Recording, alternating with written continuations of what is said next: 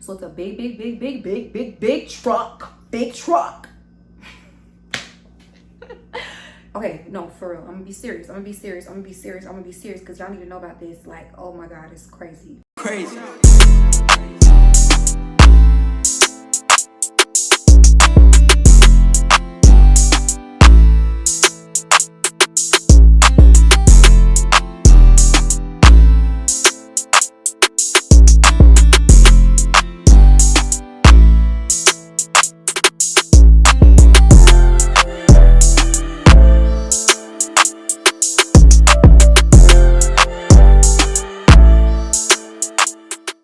Hello loved ones, Gigi here. So if you are new to my channel, make sure you hit that like and subscribe button if you love this video. Now, today, and like most days, we are going to get into a review, okay? A real review, a honest review, a raw review, and uncut, even though I do edit, okay? An uncut raw y'all know what I mean. My channel is pretty much a channel to prepare you for literally any trip, any excursion, any experience, any food, restaurant, job, okay? I'm here to give you the realest of the real review. So make sure you hit that subscribe button or you're gonna miss out. Not me, y'all gonna miss out if you don't hit the subscribe button. That's all I'm just saying. Anyway, I wanna thank you for tuning into this video. If you have clicked on this video, I bet that you are entirely and super interested in figuring out what is it like to work as a route sales representative or a route sales associate, okay? And I'm going to let you know what it's like. This is just a pre-warning and kind of like a PSA to Frito Lay before I get into the details, because I'm not leaving any detail left behind. Like, we're gonna get real, because I have to get real. I want to first say that this video is literally just meant to bring awareness to what this job is before people jump into this job. Me personally, right? I graduated from the University of Florida.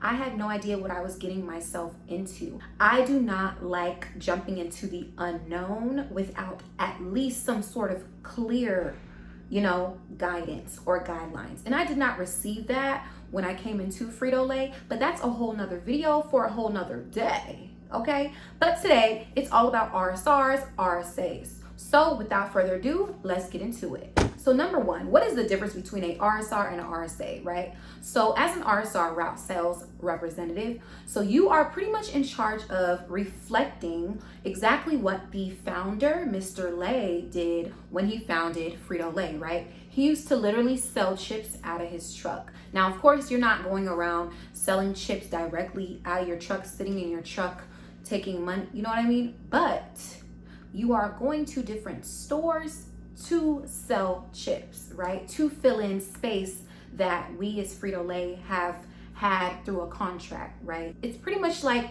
you are owning your own mini chip business. You own your own mini chip business. You own the truck. You fill the truck up with gas when needed. You do get a gas card, praise God. And you also have a route of stores pretty much throughout the week, right? So one day you can have 8 stores, one day you can have 7, 6, 5, depending on your seniority, which is a whole nother topic, right? Seniority. So depending on how long you've been with the company. So say for instance, you are an older person, you've been with the company for over 5 years, over 10 years, your route is going to be smaller stores. But if you are pretty much fairly new, your route is going to be multiple stores in the same way, but possibly bigger stores, larger stores, okay? And then as a route sales associate, it's pretty much like you are starting off early. You're jumping from route to route to route to route to route. Now, I'm saying this in the sense not to scare y'all off, but to just let you know, as a route sales associate, which is what most people start off as, they literally have to be fine with flexibility and fine with getting calls randomly. Why do I say this? As stated before, a route sales representative is literally someone who's in charge of a route, right? So as a route sales associate, it's kind of like you are jumping from one route to another route, possibly every other week, every 2 weeks, every other month, depending on where you are needed. Some days you can go into work and probably help fix the warehouse inventory, right? And go home after working for like 4 hours, 5 hours, right? So every day is different for you, which makes it even more challenging, but you can get through it if you are someone who is pushing to become a route sales representative. Now, number two, as part of pretty much the job as a route sales representative, route sales associate, you are working long hours, okay? And for a lot of people, this is a turn off. But yes, with this job, you are working long hours. So you kind of have to be a very chill, calm, cool, collected, patient person. Why do I say this? Because the average person, the average route sales representative, starts around 5 a.m. and ends around maybe 5 p.m. or 6 p.m. And that is a small format route sales representative. So small format means you are in a small box truck. So right up here, I'm gonna show you guys, you are in pretty much a small box truck. You guys have probably seen it around your area, around your city, in different stores. And as small as the truck may look, y'all, it can fit a lot of boxes, like 1K plus, because I've been there. Like, it can fit a lot of boxes, okay? So literally, don't be fooled by the size of it. It drives like a van, most of them. As a small format route sales representative, you are starting at about 5 a.m. To about 5 p.m., 6 p.m. Sometimes you can finish at 4 p.m. and it depends on your route. Okay, we're gonna talk about more of the details of that later about the routes. So on a small format, say for instance, you are new to the company, you start off as a RSA, it's pretty much like you have maybe about 20 stores total, and each day throughout the week you work 5 days a week. You're going to probably like 8 stores, 7 stores. Now mind you guys, these stores can range from Publix to neighborhood Walmarts to, you know, just quote unquote smaller format Targets, right? If it's not a super Target, it's considered a small format Target, right? Or gas stations, Family Dollars, Dollar Generals, things of that nature, mom and pop stores, okay? And then if you are an RSR or slash RSA who is going on large format, so meaning you are driving these bulk Big Mac trucks, literally keep me away from them. I'm sorry, just me personally, keep me away from no Big Mac truck. I'm not a Big Mac truck driver. Okay, large format, I'm not saying that it's worse, don't get scared. All I'm saying is that it's a big truck. If you are a man, if you are a female who is fine with driving a truck, you'll be fine. So it's a big truck. Okay, no, for real, I'm gonna be serious because y'all need to know about this. Like, oh my God, it's crazy. Anyways, y'all, it's a big truck. Okay, so this is a big, like, I don't know how many times I could say big truck because I'm just thinking about the fact that I had to literally like climb up when I was doing my training. But anyway, that's a whole nother video. So it's a big truck and you can probably start around like 2 a.m., 1 a.m., 3 a.m., okay, on these Big Mac trucks, okay, and probably end around 1 p.m., 2 p.m., 12 p.m. maybe in the afternoon. So it's pretty much like you're working generally the same hours as a small format driver, except you are driving a bigger truck. You are having to do the uploading, offloading back into like, y'all know what I mean, the back doors of big stores. So super Targets, right? Big Walmarts, right? Like big stores. And typically these large format drivers have around like, I'm gonna say maybe 3 stores a day. The most I've seen has been 4 stores or 3 stores a day, or 2 stores a day if you are an older driver. But if you're watching this, I'm pretty sure you are someone who's looking to get into the job, so you're gonna be newer. So you're going to have to probably deal with about 3 large stores per day, 3 on an average, okay? Now, truly the reason why it is considered longer hours is because once you first start, like, you're gonna be very slow. When I say slow, you're gonna be slow when it comes to driving. You're gonna be super careful because you're not used to driving Big Mac trucks if you're coming super new, super fresh off the market, okay? So you are gonna be slow in driving. Depending on how far your route is located in from the DC, which is the distribution center, which is pretty much like the office of where you come park your car, you know, clock in, all that stuff. you're going to be pretty much taking the truck from that DC and driving it to wherever your route is located. So for instance, if you are gonna come to work for Frito Lay in Miami, right? Miami is pretty big. We have South Beach, which is about 30 minutes from the DC and Frito Lay. We have Kendall, Miami, which is about 30 minutes from the DC of Frito Lay. And mainly because of traffic, you know how it goes, right? Traffic, you're gonna find that in any big city, any major city where people and tourists come all the time. Orlando, Atlanta, Texas, New York, etc. So you just gotta kind of get used to that. But it even gets, your hours get a bit longer because you are traveling to your first stop, right? For probably about 30 to 40 minutes sometimes, or you could be closer to the DC if you get lucky. It's like with the route, you never know. Like right when you get into the job, it's pretty much like you get handed a route. So that's just, it is what it is. And then on top of that, once you get to the DC at the end of the day, it's pretty much you're filling out paperwork. And we're gonna talk about what the handheld is later on, but it's pretty much like you're printing out all of your invoices throughout the day. You're signing off on them, checking them down. You're throwing your trash out from your truck and you're parking your truck. You're going inside, you're filing your paperwork. If you have any checks, we're gonna get into that later. You are scanning your checks, things of that nature. And then you are packing your stuff up, leaving. And oftentimes people, they make friends with other RSRs, other RSAs inside of the office, the DC. So they end up staying a bit even longer. So, hey, it all depends on the type of person you are. But a big thing is you can't rush paperwork because accounting checks it, managers check it. I pretty much check it. I'm a district sales leader, so I pretty much check it. So you gotta just, like I said, you gotta be patient.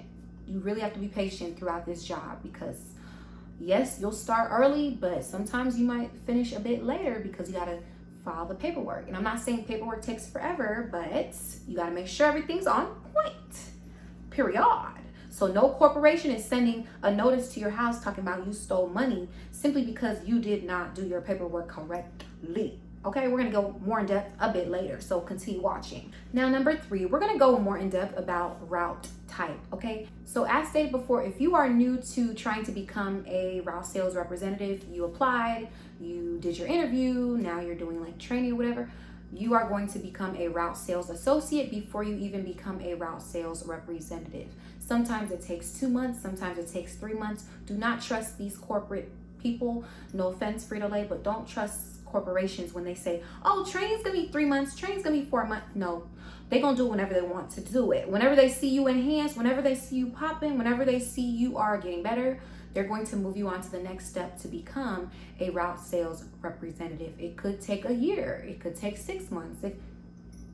Listen, you just kind of got to show that you are, capable of doing the job, right? So route type itself, here's kind of like some warnings before you get into these route types, okay? Most people, they say, oh, I want to do small format's easier. That is not necessarily true because sometimes you can have in small format, you can have a Publix, Target, neighborhood Walmart, plus like 4 other stores you got to make it before, 3 p.m. So it's like you have to rush, you have to go. You cannot be behind, sweetie. You can't be behind. You got to go, you got to rush, period. And that's why they try to train you, right? That's why they try to train you to get faster and faster and faster. So pretty much as an RSA starting early, it's literally like you have to adjust every day. For each and every route that you're going to be covering, right? If somebody has a sick day or someone's going on vacation, you are having to jump on their truck and drive to their stores and get used to their route. This means that, guess what? You are jumping on a large format route or you're jumping on a small format route with no idea in the world what you're about to do, no idea in the world where you specifically need to go, but you can use your GPS. You're not technically allowed to use your phone and look at your phone in the truck, but you can literally sit it down and listen to Siri or whatever tell you which directions to take.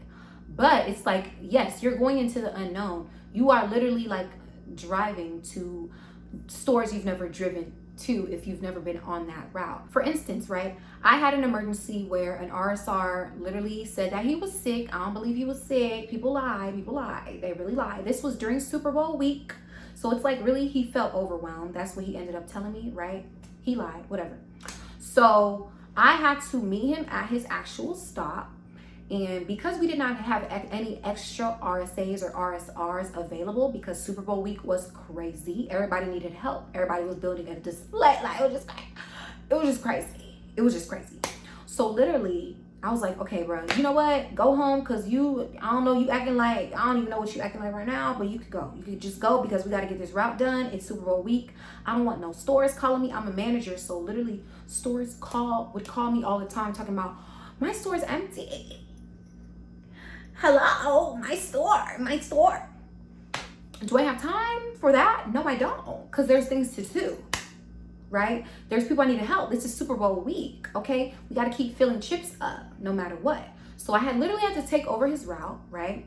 And I met him at his Publix. He only went to one stop that day and literally sat at the Publix the entire day, right? So I had to literally skip stores because he had missed door times, which we're going to talk about later, right? I had to literally go skip a few stores and go to the last few stores that he had, which was about 5 of them. These were smaller stores, Walgreens, CVS's, and it was kind of like I couldn't call him because he said he felt sick and he had somebody come pick him up and he just felt weird. And I was like, you know what? Let me not even call this dude. I'm gonna just figure it out. So I had to pretty much read his store address sheet, which we're gonna talk about later, in his handheld, and I had to drive to random stores. That's pretty much what an RSA is going to be doing. Driving to random stores on one specific route, based on that day, based on what the handheld says to do, and doing what it do. I literally had no idea where I was going. I was just putting in addresses to my phone, and sometimes these addresses are not very accurate. And then on top of that, it's like I had to find where to park behind stores. A lot of cars would be behind stores, or Big Mac trucks from like freaking, I don't know, Cisco or Blue Bell homemade ice cream, like, you know, because there's other trucks there too waiting to check their stuff into the store. So it's like listen, as RSA, you have to just breathe, let go and let God. If you believe in God, let go and let God. I know I had to believe in God to get through it, okay? So it's like you really have to breathe. You really have to breathe and pretty much make sure that you're going to the right place, you're speaking to the right people, you are checking things in smoothly, because if you make any mess up, or if you end up in any type of altercation or yelling match or whatever with a receiver, backdoor receiver, or store manager, it's downhill for you, because then they're gonna call the manager or call the corporate, or I don't know, whatever. They always talk about, I'm gonna call corporate. Sweetie, we just trying to we here do our job. So let's pipe that down. Let's pipe it down. Let's do that, okay? So yes, you are dealing with a lot of random, unpredictable things. So really think about if you really are ready to be an RSA, because it's not easy. It's not easy. If you have a bad temper, no, it's not for you. It's not. You have to really understand that there were people on that route before you, or there's pretty much an RSR in charge of that route already. So it's pretty much like you're filling in for them, right? Or whoever was there before you, it was their baby. It was their business. So whenever you go into these stores, sometimes they can be messy. Sometimes they can have expired products, right? Sometimes their back room could be filled with a lot of back stock of just extra chips that they brought in and just let sit there. And now a lot of them are stale. So you have to literally deal with that, right? So it's just so much to deal with. We're going to get into more in depth later, but it's like you kind of have to, like I said, you have to adjust, okay? You might feel yourself getting really a lot of temper in you, but sometimes it's like you just gotta breathe, adjust, maybe call your manager, ask them what to do, and do what you gotta do, sweetie, because at the end of the day, like I said, if you're as RSA trying to become an RSR, you are managing someone else's route. So however they left that route is how you pretty much have to find it, and sometimes, always, almost all the time, have to fix it, right? I knew an RSR who pretty much went on another route. He got assigned to another route. He thought it was going to be easy, but LOL, lo and behold, it was not easy, because the person before him, the RSR who pretty much left the route before him, left the truck dirty, a mess. Lavette, roaches in Creole, left roaches in the freaking truck because they left chips and food and stuff, because people are dirty. Side note, the trucks do not get cleaned, they don't get washed, and oftentimes they don't get updated. But we're gonna get into that later.